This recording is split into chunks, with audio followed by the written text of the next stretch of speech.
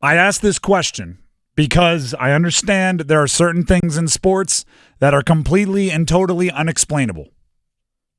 The Chiefs being undefeated this year, one of them. Another, what in the heck got into UNC? Sorry, USC, I'm so excited, I'm just flipping letters around.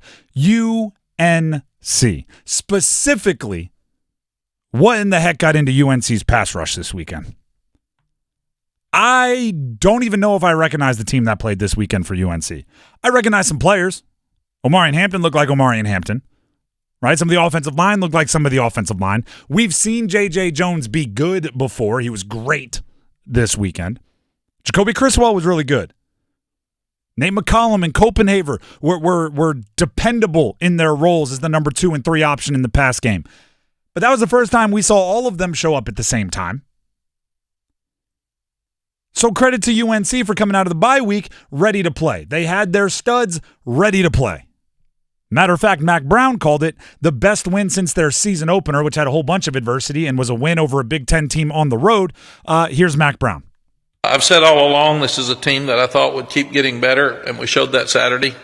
That's the best we've played as a game, as a team, the entire game since Minnesota. And Minnesota's turned out to be a really good team. As I said, their quarterback's playing well. They jumped all over Maryland this weekend. They beat USC. They're having a tremendous year. But the guys played free. They played loose. I thought they had fun. They looked like they had confidence, and that's something that we haven't seen for an entire game for a while. Yeah, it was a 41-14 victory over UVA, and the UVA points came after it was pretty much over. Yeah, it beat the brakes off them. I know UVA isn't the best team in the world, right? They're kind of on a losing streak here, lost their last 3. But with the way UNC played, they would have beaten much, much better teams. They just happened to play UVA, and you woke up and annihilated them. If that team showed up against Georgia Tech, they beat Georgia Tech. Yes. I'm not sure there are many games, if they show up that way, that they wouldn't have won yet. They probably would have beat Duke, too. If the team that played on Saturday was the team that had the 20-0 lead over Duke, they win that game. Yep. They lost to Pittsburgh by 10. I know Pittsburgh's undefeated, but they didn't play as well as they did on Saturday against Pittsburgh. I'm not sure if they play that well. I mean, maybe the James Madison game, because that game was in a funhouse mirror. It was just kooky. But that is a different UNC team. I'm going to talk about the pass rush, but I want to go to Mack Brown here with his comments post-game, because my first thought is, did you do anything different going into the game to get that kind of result? Mack Brown was asked if there was a difference leading up to the UVA game. I really didn't. The thing that's been amazing about these kids, they practice good all the time. And they're happy in practice. They're having fun. Pro scouts that come out, we've lost 3 in a row, and they say, God, you wouldn't notice it. You wouldn't think it. And then when they got in the game, they got worried, I think, and again, maybe it's my fault, that they felt so much pressure to win that they get uptight in the games and they haven't had confidence, and we haven't consistently played well. And today was a new start. We buried Tylee. We're in a position where we've got a stretch here of new, fresh games. We got the offensive line healthy. Randy's doing better. He's healthier. You get Kamen back. So we said, let's start over. That must be the most frustrating thing in the world then.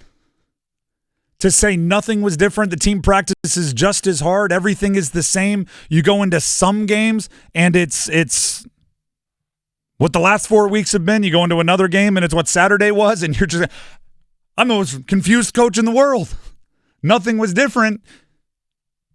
You're the Kansas City Chiefs this week. Last week, you're the Tennessee Titans, Carolina Panthers. Maybe not that bad. You know what I mean. To me, the difference, right, if it wasn't anything in the lead-up, it wasn't anything in the offense, because I do think J.J. Jones, I do think Omarion Hampton, they've been good for stretches this season already. It was the pass rush. That was the new and different. That was the thing that was Dave Grohl joining Nirvana, right? That was the thing that's like, oh, well, when you add this in, they're pretty darn good. 15 sacks in the first 7 games for UNC. They played 7 games, averaging 2 and change sacks per game. And honestly, I can't even remember a ton of them, right? They're just kind of run-of-the-mill plays. They had 10 sacks alone versus Virginia. 2/3 of the sacks they had the entire season coming into the game, they had against Virginia. And it's not like Virginia, Calandria, the quarterback that started the game for UVA, he's not the biggest guy in the world, but he is slippery. He is a good athlete. He'll stay on the move. He's not easy to get on the ground. I'm starting to feel like the guys that I call out on the show are out there to make me look dumb. But I actually like it. Last week, we did cons and most disappointing award, right? About halfway through the year, who's the most disappointing? For UNC, I said mostly due to injuries, it was Kamen Rucker. I said to go 7 games into the season, granted he only played 2 of them, but to only have 1 sack from your best pass rusher, injury, ineffectiveness, whatever, it's a disappointment. He had an interception and 3 sacks versus Virginia. Javari Ritzy, you want to talk, trying to shut up the haters. He is 290 pounds and returned an 80-yard interception return for a touchdown and had a sack. That defensive front changed everything in that game. Changed absolutely everything. So you know what the question becomes, right? After a game like that, the first question is, what did you do differently? Right? Was there a new player in the rotation? Was there a new scheme? What did you do differently? Mack Brown already said, they practiced the same. We were doing the same. We just locked in. So now the next question. How do you do it again? Would have been lovely if the answer was just, we started running more twists, because then guess what you do next week? You run more twists. But when the answer is, we've been doing the same stuff, I'm going, all right, well, you better figure out what the difference was, because your season is completely different now. Completely different. We've talked about, there are a few teams, State and UNC amongst them the last 2 weeks, when the other wasn't on bye, that had games that felt like if you win it, bowl eligibility becomes likely. If you lose it, I stop finding the games out there to make you bowl eligible. Now that UNC has won that game in that fashion, you look at the rest of their schedule, Florida State better be a win because they stink. That gets you to 5 wins.